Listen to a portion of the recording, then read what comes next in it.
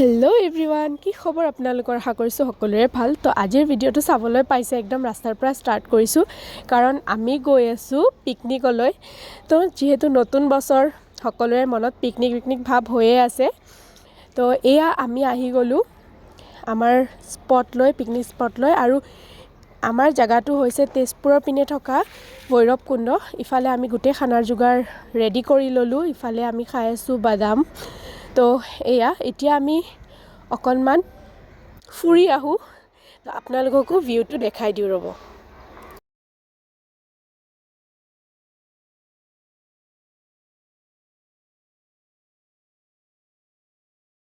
আৰু এয়া চাওক, ভিউ খুবেই ধুনীয়া আছিলে।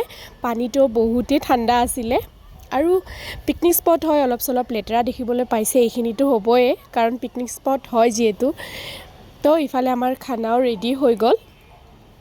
আৰু এয়া খানাখিনিও আপোনালোকক দেখুৱাই দিছোঁ।